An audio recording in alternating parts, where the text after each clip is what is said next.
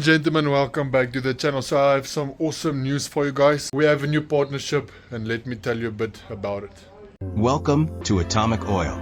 Atomic Oil is a South African-based company specializing in on-site, condition-based monitoring and oil analysis equipment. We also provide remote asset management solutions to clients across various industries throughout Africa. Our focus is simple innovation that remains practical.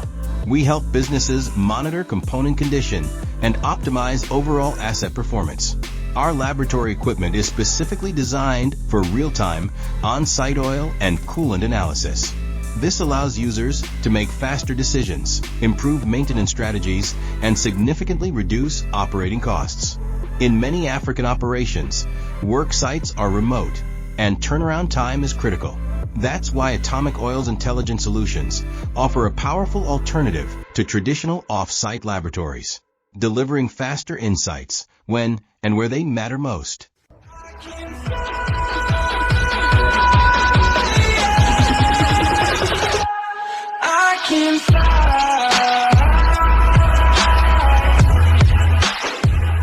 Before we get into too much detail, we got a partnership from Atomic Oil. I'll give you a link in the description so you can also go and have a look at them.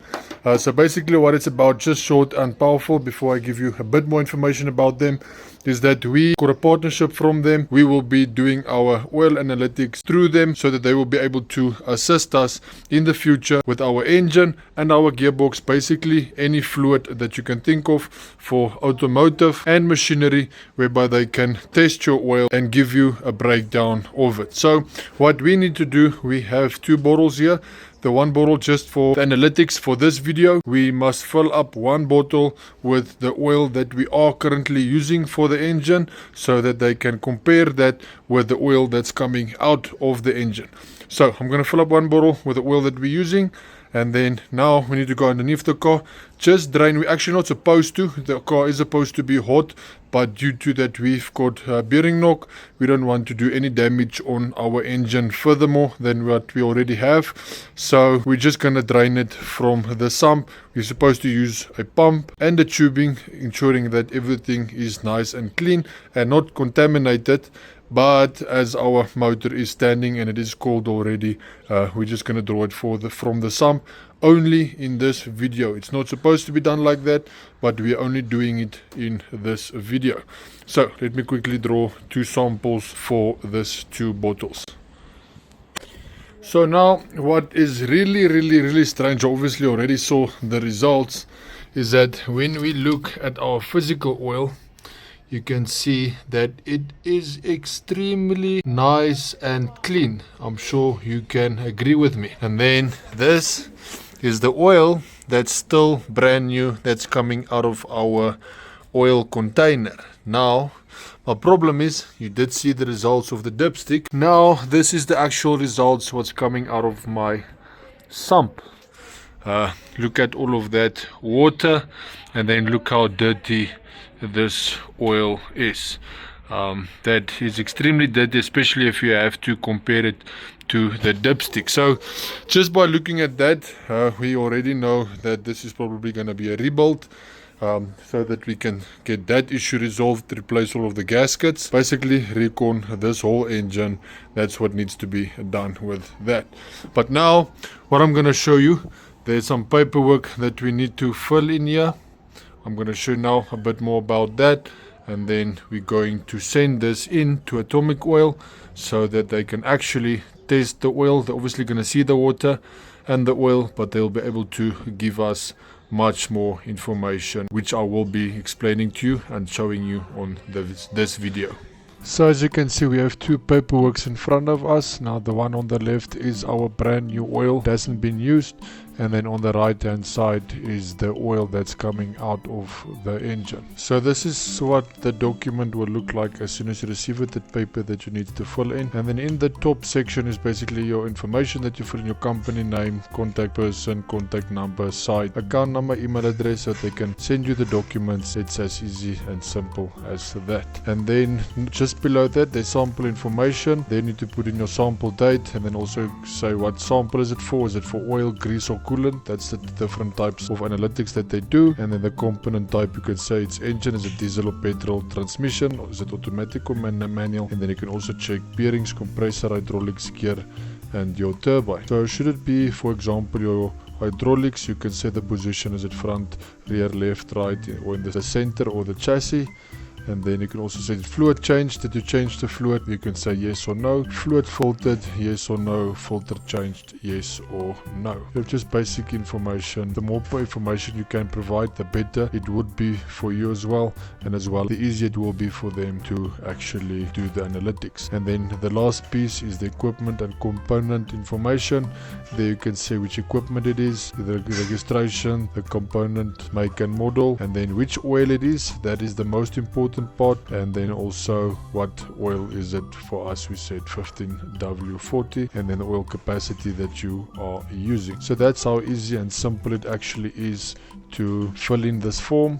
And then on the complete top you have their information.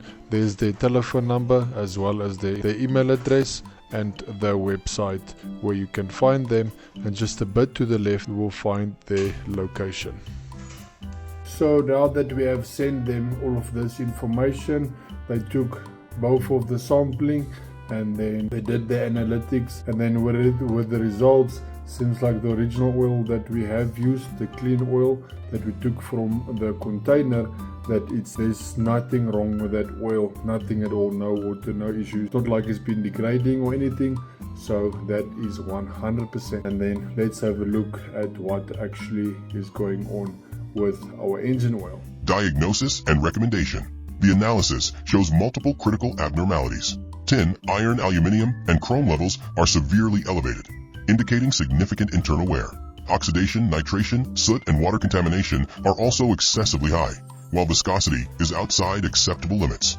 Nitration is likely caused by excessive blow-by gases or a lean air-to-fuel mixture, with possible secondary factors such as low engine temperature or a blocked PCV valve. Aluminium may originate from pistons, engine blocks, or bushings, while chrome suggests wear from rings, liners, or valves. High iron levels indicate wear across key components, including cylinder liners, crankshaft, and valve train. Elevated tin points to bearing wear or corrosion. Excessive soot suggests inefficient combustion, potentially due to a rich fuel mixture, restricted airflow, or injector issues. Oxidation may result from overheating, moisture, or additive breakdown, while water contamination could stem from condensation, environmental ingress, or a coolant leak. Viscosity changes may indicate contamination, extended oil drain intervals, or incorrect lubricant use. Immediate action is required. Replace the oil with an approved lubricant. Inspect the equipment without delay, and increase monitoring frequency. Resample at half the normal interval to prevent severe damage or system failure. So looking at that results, they do speak about maybe it's overfueling or underfueling that may cause the fitted and the damage of the rest of the engine. But I don't believe that it's due to air-fuel ratio or anything in that case at all. I believe that everything is becoming damaged due to that there was water in the system. Due to that there's no proper lubrication, that is causing everything just to become more and more damaged as the lubrication decreases by the second with the water that's mixing with the oil. So that's the issue that we have to go and look into. So like I said, I'm 100% sure that the cause of this is due to that there came water into the system, and that then started chowing the bearings and then the piston rings and then the pistons and all of those type of things. We haven't opened up the engine yet, but I'm sure the damage is not as bad as we think it is. But there's definitely gonna be some few things that we'll have to replace, that we have to redo. It is what it is. We have learned something from this. We made a mistake somewhere, somehow we made a mistake. We just now need to figure out what we actually did wrong and then rectify that mistake and just make sure that it doesn't happen again. So yeah, that's gonna be it for this video, guys. You must have a lovely day further, and God bless and be safe. Ciao.